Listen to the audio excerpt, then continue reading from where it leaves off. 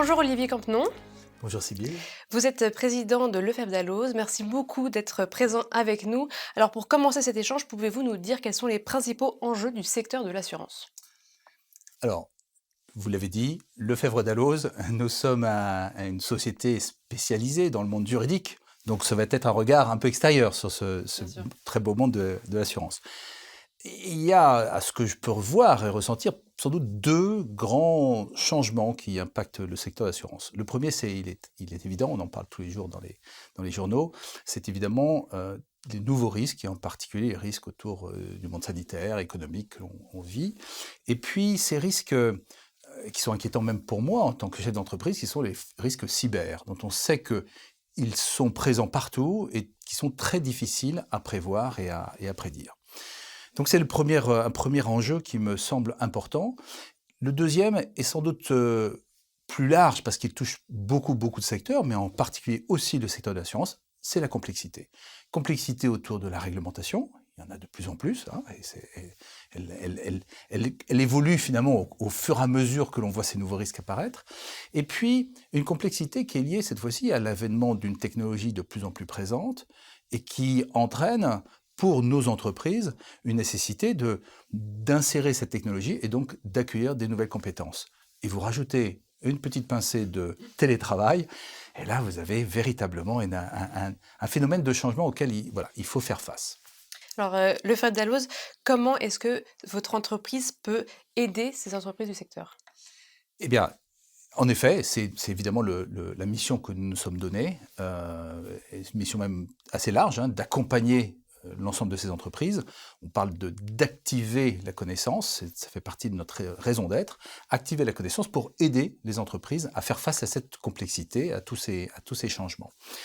Et peut-être pour bien la préciser, d'abord parler d'un point qui me paraît fondamental pour faire face à cette complexité, c'est la nécessité de faire appel à l'intelligence collective. Et l'intelligence collective, qu'elle soit au sein de l'entreprise, mais aussi auprès de son écosystème et donc de ses partenaires. Et nous pensons pouvoir être un de ces partenaires. Et vous savez quel est le point de départ de cette intelligence collective? C'est un mot, c'est simple, mais c'est très difficile, ça s'appelle la confiance. Voilà. Pour que nous puissions travailler ensemble et qu'on réfléchisse ensemble, il faut que je vous fasse confiance, vous me fassiez confiance. Cette confiance, ça fait 200 ans que notre groupe y travaillait à avoir une confiance pour que lorsque vous ouvrez un code Dalloz, eh bien, tout ce que vous y trouverez, vous pouvez y faire confiance. Lorsque vous ouvrez un DP assurance, vous pouvez faire confiance à toute la réglementation qui est expliquée. Donc cet phénomène de confiance, il est indispensable dans la relation que l'on partage et que l'on fait vivre avec l'ensemble de nos clients. Et puis la deuxième chose, c'est que, j'ai dit, ce monde bouge, il est de plus en plus complexe et avec de plus en plus de technologies. Eh bien, nous nous adaptons à cette complexité, à ces nouvelles réglementations. D'une part, en enrichissant constamment l'ensemble de nos informations et les commentaires qui vont avec, donc expliquer ce que cette réglementation signifie et implique pour les entreprises. Et puis, y rajouter de la formation, parce que ces métiers sont de plus en plus complexes, donc il faut les accompagner. On a plus de 1000 sessions, on est le deuxième, c'est pas toujours, mais on est le deuxième organisme de formation en France en formation continue. Et puis, rajouter des outils, parce que ces métiers nécessitent de plus en plus d'être équipés. Je parlais de la technologie. Et ces outils, ça peut être d'abord des outils d'accompagnement en gestion patrimoniale. Je crois qu'il y a beaucoup d'assureurs qui s'y mettent. Ou la gestion des contrats. Les contrats sont de plus en plus compliqués. On a de plus en plus, là encore, il faut avoir des outils pour vous y aider. Voilà, une panoplie d'accompagnement au quotidien de l'ensemble des clients, des entreprises et de leurs conseils. Alors vous l'avez dit, on est dans un monde de plus en plus complexe. Est-ce que vous me permettez une question un peu plus prospective? Quelles sont vos convictions? Quel rôle aura ou joue déjà la technologie? Vous en avez déjà parlé un petit peu. Je suis du monde juridique, mais je ne suis pas avocat. Je suis de formation ingénieur, donc je suis très sensible évidemment à la technologie.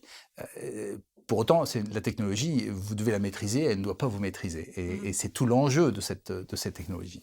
Et pour parler d'un sujet qui là encore fait la une tous les jours, le ChatGPT, l'intelligence artificielle, comment est-ce que cette intelligence artificielle va inférer dans notre monde de tous les jours? c'est évidemment un sujet central pour nous. Alors, d'abord, sachez que nous n'avons pas attendu de ChatGPT pour mettre de l'intelligence artificielle dans nos outils. Nous sommes une société qui gère beaucoup de données, beaucoup d'informations.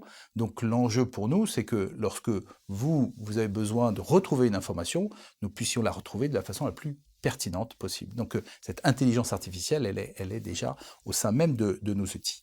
Et puis, le deuxième élément, c'est que finalement, toute cette technologie, elle va permettre de faciliter la vie de tous les jours, de l'ensemble de nous tous, hein. Évidemment, des degrés différents selon le métier que vous faites.